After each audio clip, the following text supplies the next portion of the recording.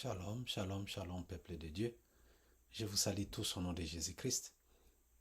Nous continuons notre série d'enseignements. Alors nous allons d'abord recommander ces moments merveilleux entre les mains du Seigneur. Prions le Seigneur. Père notre Dieu, nous te remercions pour ces moments merveilleux que tu nous as accordés de partager ta parole avec tes enfants. Éternel, guide-nous, mets le mot juste dans nos bouches, le verset qu'il faut, Éternel, pour faire comprendre à tes enfants quelle est la profondeur de ces enseignements, afin qu'ils puissent avoir de bonnes repentances dans leur vie. Bénis ceux qui vont entendre cet enseignement de ce jour, Père, afin que tu puisses les guider, Papa, parce que tu as dit, mon peuple meurt faute de connaissances, que leur intelligence soit ouverte, afin que la connaissance abonde dans leur vie. Tout projet de l'ennemi contre ces enseignements soit brisé, tout esprit de distraction soit éloigné de leur vie. Au nom de Jésus-Christ de Nazareth. Amen. Shalom, shalom, mes chers frères et sœurs. Donc, comme j'avais dit dans nos précédentes vidéos, que nous sommes à la fin de la partie de ce qui concerne le péché. On ne peut pas terminer la partie sans avoir vu pourquoi Dieu doit nous pardonner. Parce qu'à chaque fois que nous demandons à Dieu, « Ah Seigneur, pardonne-moi », mais vous vous basez sur quel élément? Dieu doit te pardonner, pourquoi? Voilà le but de cet enseignement. Il doit te pardonner, pourquoi? Alors nous allons puiser dans la parole de Dieu pour voir pourquoi Dieu doit nous pardonner. Ce n'est pas pourquoi Dieu peut, non, pourquoi Dieu doit nous pardonner. Pourquoi? Voilà. Alors, le premier élément, sans plus tarder, savoir pourquoi Dieu doit nous pardonner.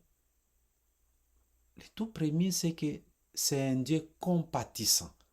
Dieu a compassion. Ça dit, il a pitié de ce qu'il a créé. C'est ce que la Bible dit. Et ça, nous pouvons lire Psaume 145, verset 9. Je lis au nom de Jésus-Christ. On nous dit, l'Éternel est bon envers tous et ses compassions s'étendent sur toutes ses œuvres. L'Éternel est bon et ses compassions. Quand on dit compassion, ça dit quelqu'un qui s'occupe, qui voit la misère des autres. C'est un Dieu miséricordieux et compatissant. Ça dit quand il a pitié de ce qu'il a créé. Et nous sommes ces créatures. Pas seulement que nous sommes ces créatures, il va encore plus loin parce qu'il dit comme c'est un Dieu compatissant, il a pitié de ses enfants, il a la tendresse, il a la charité. Il est sensible à nos problèmes, c'est ça, être compatissant et miséricordieux. Il est sensible.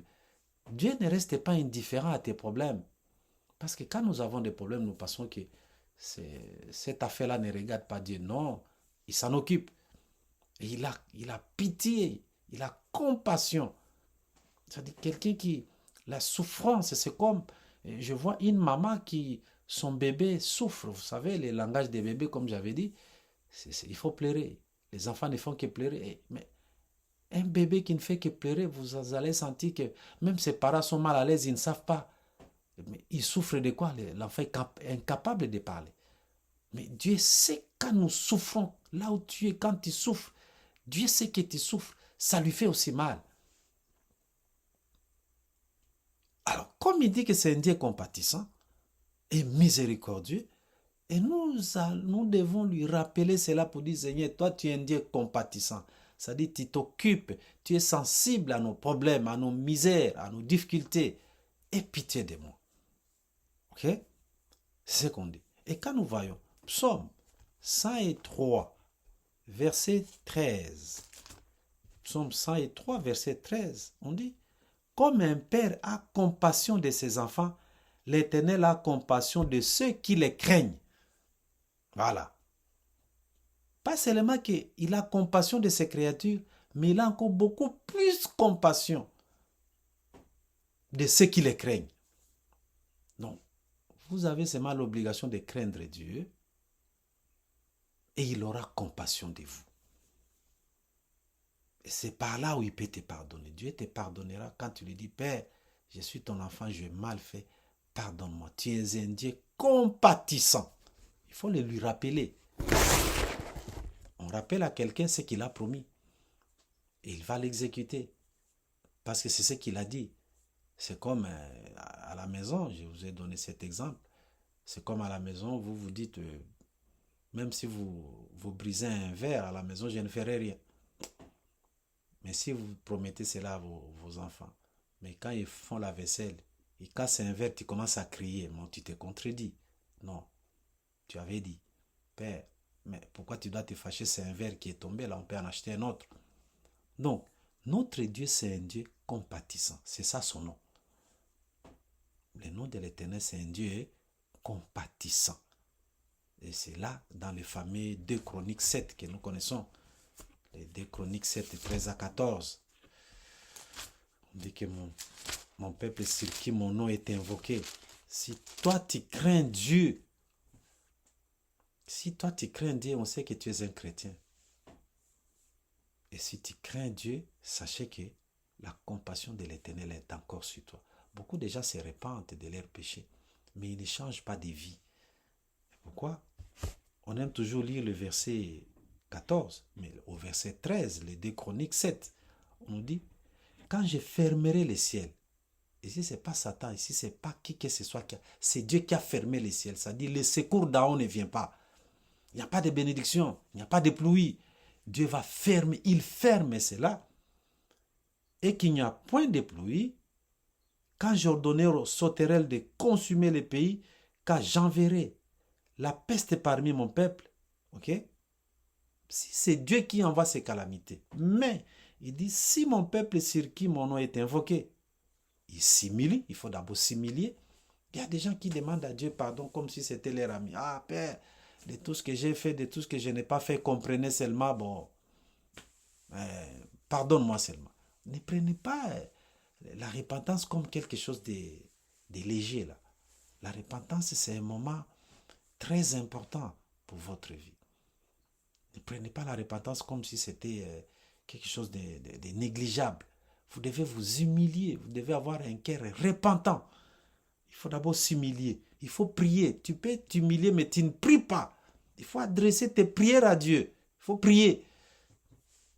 Ça ne se fait pas gratuitement, ce n'est pas automatique.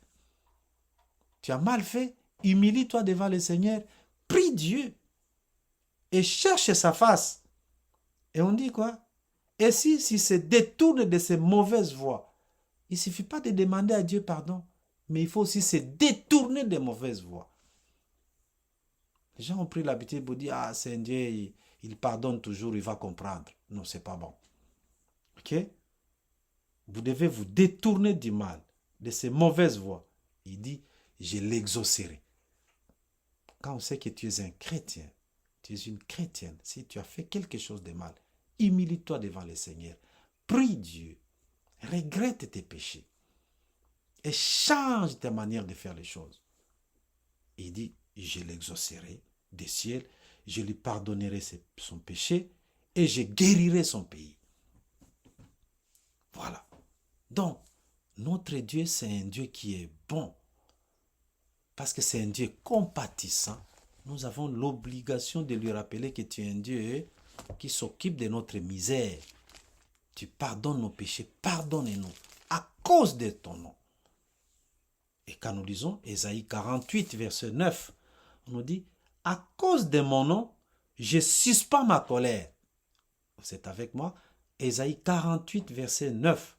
À cause de mon nom, je suspends ma colère. À cause de ma gloire, je me retiens envers toi pour ne pas t'exterminer. Ça c'est Psaume 79. Ça c'est Ésaïe 48, verset 9. Ok? Et quand nous lisons Psaume 79, verset 9, je souhaite que vous puissiez noter. Psaume 79, verset 9, on nous dit, secours-moi, Dieu de notre salut, pour la gloire de ton nom. Délivre-nous et pardonne nos péchés à cause de ton nom. Voilà. Je n'ai pas inventé. À cause du nom de l'Éternel. Rappelle à Dieu que tu es un Dieu compatissant. Un Dieu miséricordieux. Tu t'occupes, tu es sensible à la misère de ton peuple. pardonnez-nous. Voilà. Il faut le faire. C'est le premier élément. Rappeler à Dieu qu'il est un Dieu compatissant. Le deuxième élément, pour aller rapidement, le deuxième élément sur lequel nous devons nous baser pour demander à Dieu de nous pardonner, c'est Dieu pardonne nos péchés parce qu'il lui-même a dit que sa colère dure un instant, mais sa grâce dure toute la vie. C'est quelqu'un qui ne garde pas sa colère à toujours. C'est ce que la Bible dit. Psaume 103, verset 9. On nous dit quoi? Il ne conteste pas sans cesse, il ne garde pas sa colère à toujours. Dieu ne peut pas indéfiniment garder colère contre toi pour toujours. Non, il ne le fera pas. Il y a un moment là, il doit arrêter. Il attend que tu sois conscient, que tu te répandes, que tu pries et que tu changes de mauvaise vie. Il va te pardonner, il va te guérir. Ok? Psaume 103, verset 9. On nous dit quoi? J'ai lu au nom de Jésus-Christ, Psaume 103, verset 9. On nous dit, il ne conteste pas sans cesse, il ne garde pas sa colère à toujours. Dieu ne garde pas sa colère à toujours. Ok? Dieu ne garde pas sa colère à toujours. Il est encore écrit, quand nous lisons Psaume 30, verset 6, on nous dit ceci. J'ai lu au nom de Jésus-Christ. Car sa colère dure un instant, mais sa grâce toute la vie. Le soir arrivent les pleurs, le matin les chants d'allégresse. Ça veut dire, si Dieu t'a frappé la nuit, le soir, quand tu te réveilles, il t'a pardonné.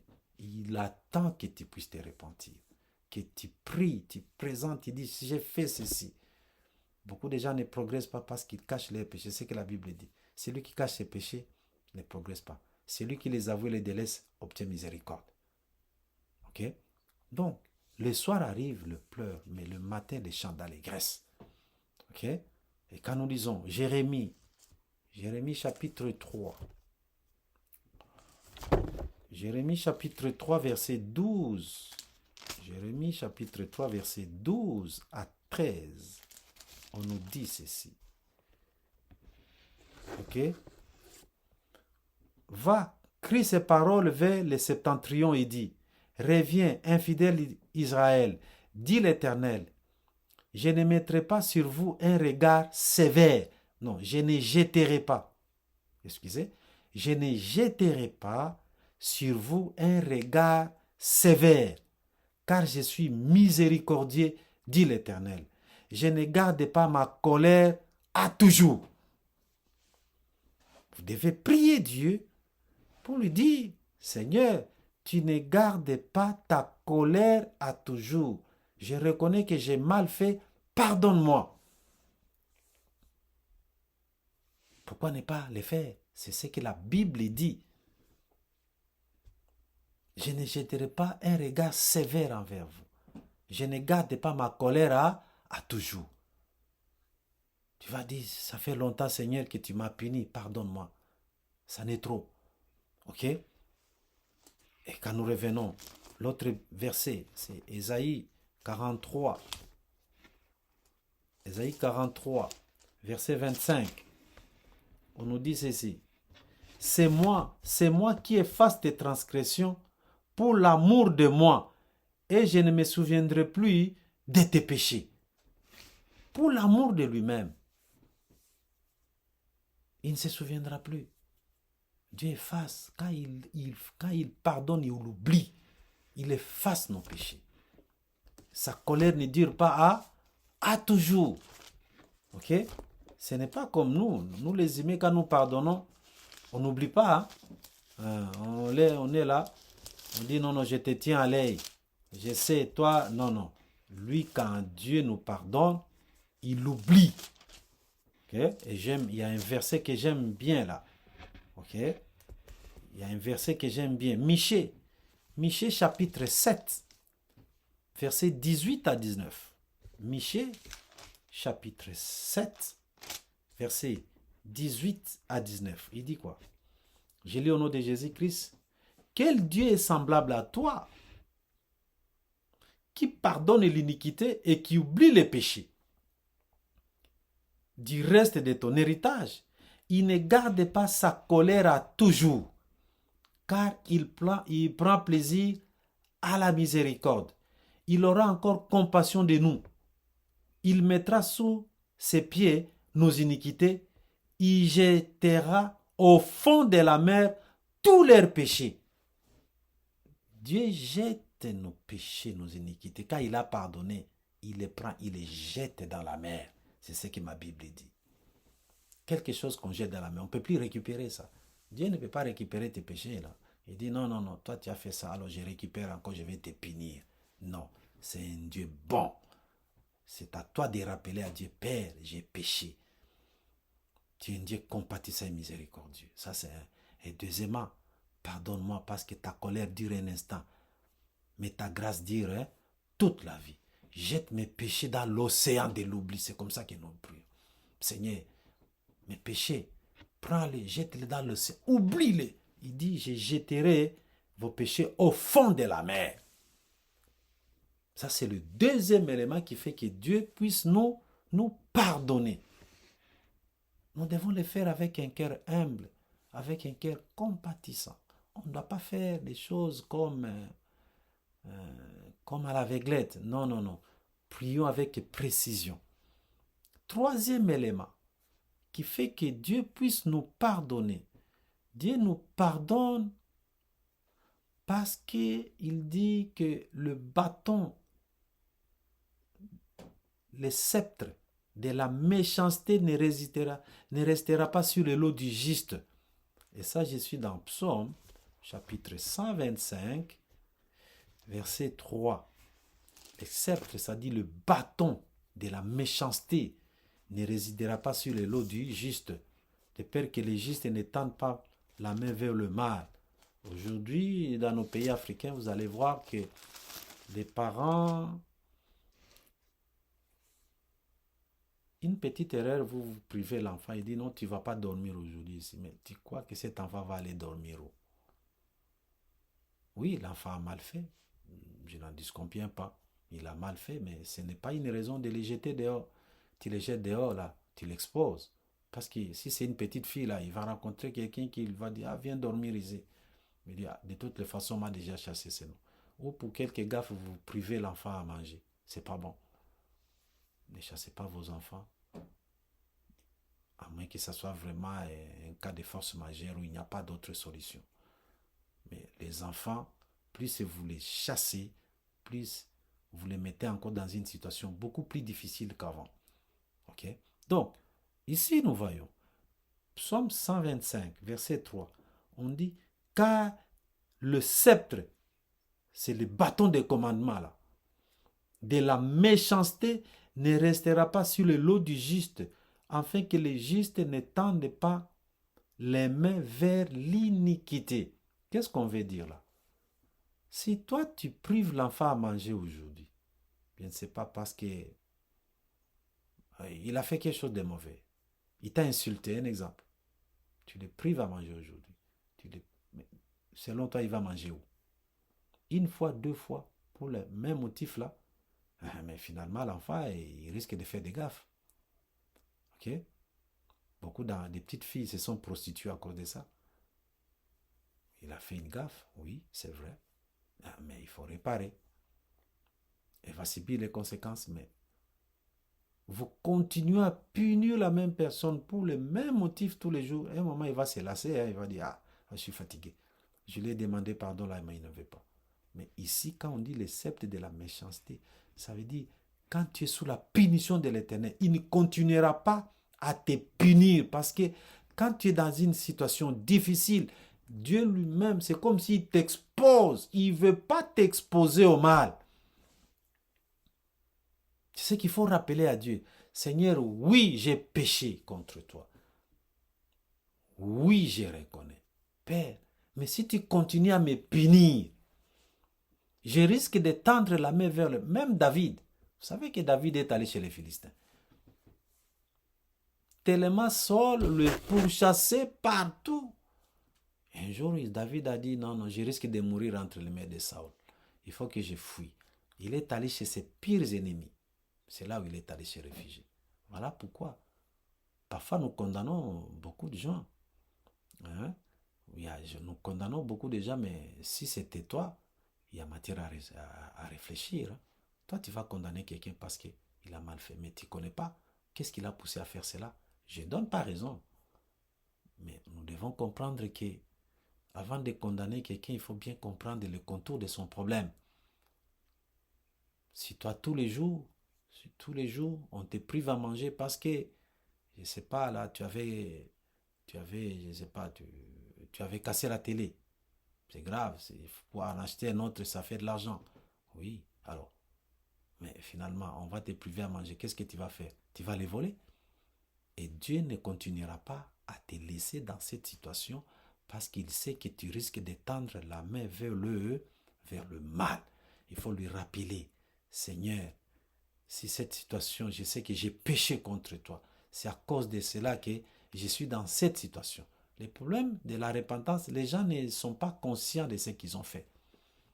Ils pensent que non, les autres, lui, il les quitte, il n'a pas de problème. Ce sont les autres qui ont mal fait. Non. Un homme conscient doit commencer d'abord à se regarder lui-même et être conscient de ce qu'il a fait du mal. Donc, rappeler à Dieu pour dire que Seigneur, que ma souffrance ne continue pas continuellement comme ça là. Sinon, je risque de tendre la main vers le mal. Toi, tu veux te marier. Ok, tu veux te marier, mais tu n'as pas de mari. Je ne te donne pas raison pour dire, bon, comme tu n'as pas de mari, tu vas dire, bon, moi je vais prendre n'importe qui. Mais non. Mais tu n'as pas la patience, mais il faut rappeler à Dieu, Seigneur, si ma stérilité, si mon célibat, si pour tout ce que j'ai vu des femmes qui, elle avait avorté, oui, tu avais avorté. Mais tu restes avec cette culpabilité tous les jours. Mais non, ça ne marche pas. Si tu penses que c'est à cause de cela que tu n'as plus d'enfants, à cause de cela que tu n'as pas un mari qui va t'épouser, mais rappelez à Dieu pour dire, Seigneur, si tu me laisses dans cette situation, je risque de prendre n'importe qui. Il faut le lui rappeler que ma souffrance, si ça continue, je risque de tendre la main vers le mal, vers les féticheurs. Pourquoi les gens vont chez les féticheurs? Parce qu'ils vont chez les pasteurs pour prier, mais il n'y a pas de solution. Mais quelqu'un a besoin de faire des choses, mais non, il va dire non, non, mais il faut que je trouve autre solution ici. Donc, il faut rappeler cela à Dieu. Quatrième élément. Pourquoi Dieu nous pardonne? Dieu nous pardonne à cause de nos ennemis. Ah. Dieu nous pardonne à cause de nos ennemis. Et là, nous allons lire Deutéronome, chapitre 32. Excusez. Deutéronome 32, versets 26 à 27. Deutéronome 32, on nous dit ceci. Deutéronome 32, versets 26 à 27. Je voudrais dire, je les emporterai d'un souffle. Je ferai disparaître leur mémoire d'entre les hommes.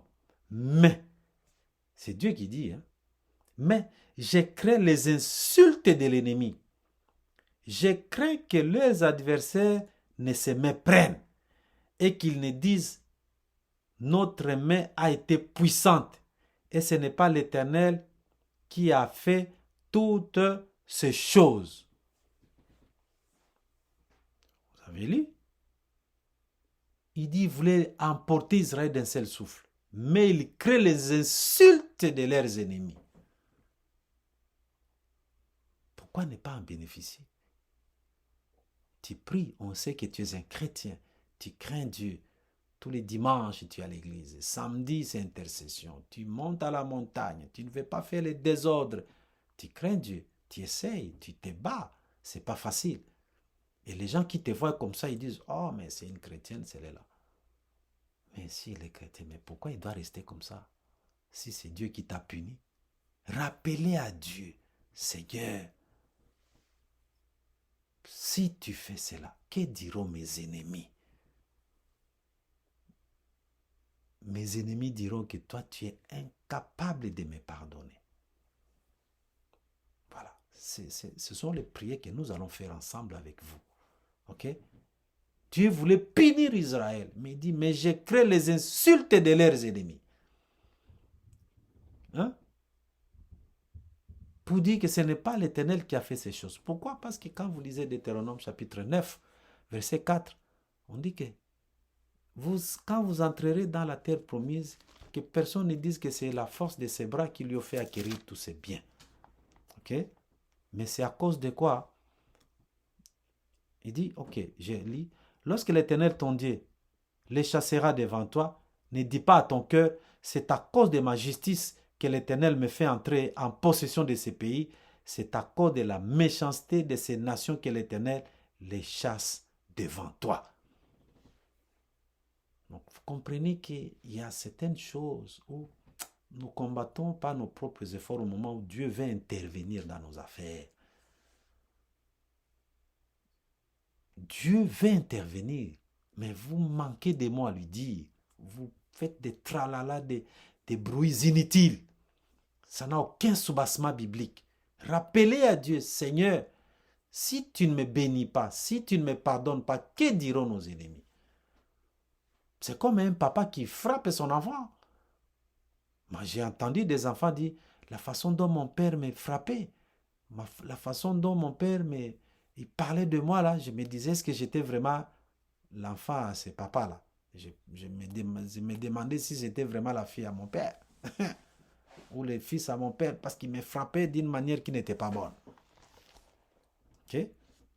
Donc, vous devez rappeler à Dieu, à cause de nos ennemis. Et on nous dit ici, là, Psaume 69, verset 19. On nous dit ici, Psaume 69, verset 19. Approche-toi de mon âme, délivre-la. Sauve-moi à cause de mes ennemis. Dieu peut te sauver, Dieu peut te pardonner à cause de tes ennemis. À cause de tes ennemis. Et nous voyons une belle histoire encore dans Israël, quand ils sont allés faire l'espionnage pour voir les pays qu'on leur a promis, comment ça a été, si c'était bon, si c'était mauvais. Et les gens, les espions décourageaient le peuple, à part Josué et Caleb. Vous connaissez l'histoire.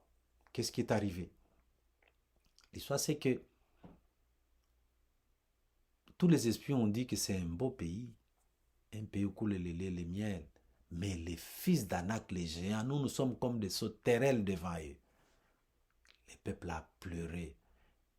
Ils ont dit, Moïse, tu nous as amenés dans quelle aventure? Vous pouvez lire ça dans Nombre 13 et Nombre 14 et tous les chapitres. On dit cela. Mais Dieu avait voulu détruire Israël ces jours-là.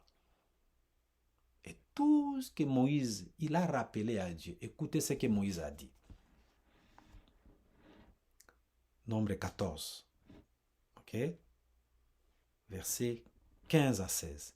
Si tu fais mourir ce peuple comme un seul homme, les nations qui ont entendu parler de toi diront, l'Éternel n'avait pas le pouvoir de mener ce peuple dans les pays qu'il avait juré de lui donner.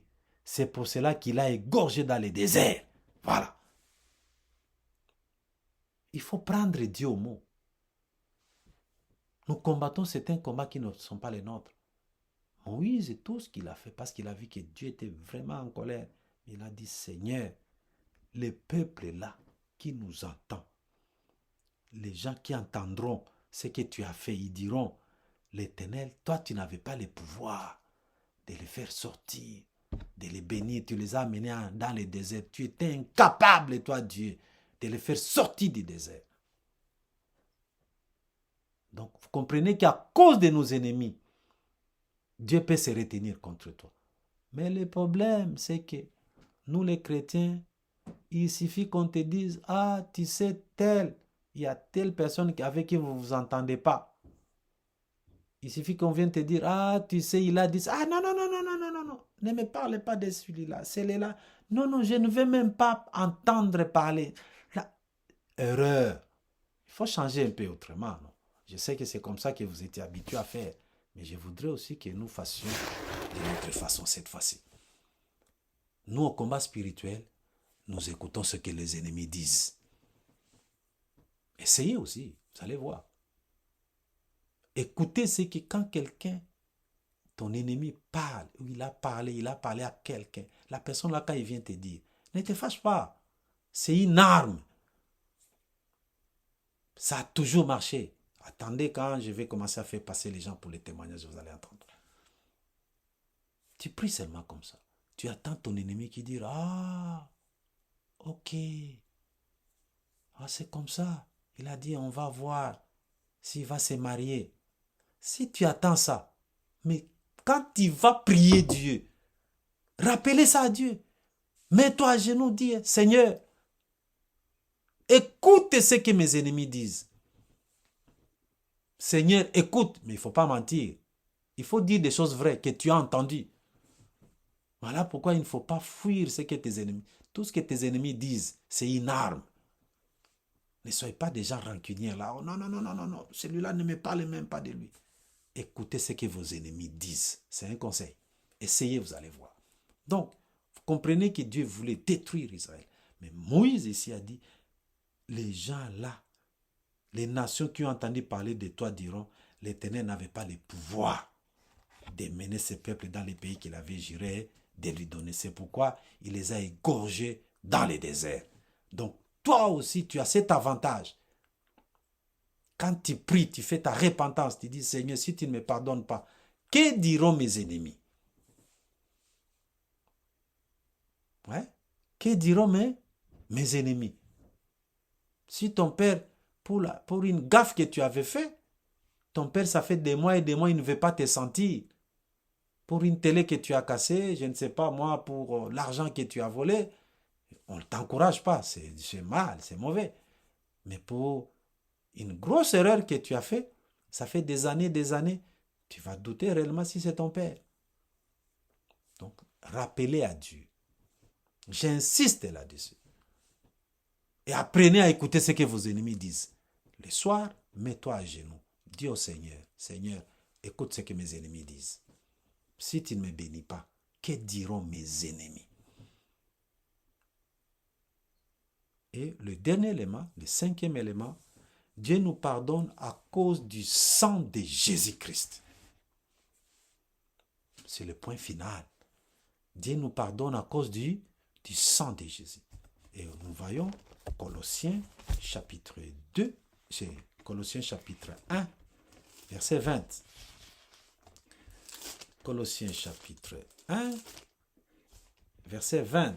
On nous dit, il a voulu par lui-même, on parlait de Jésus, il a voulu par lui-même réconcilier tout avec lui-même, tant ce qui est sur la terre que ce qui est dans les cieux, en faisant la paix par lui, par le sang de sa croix. Nous faisons la paix avec Dieu par le sang qui a coulé à la croix du calvaire. Voilà. La paix. Nous avons fait la paix avec Dieu à travers le sang de Jésus qui a coulé à la croix du calvaire. Ok? Et nous lisons encore 1 Jean chapitre 1 verset 17. 1 Jean 1.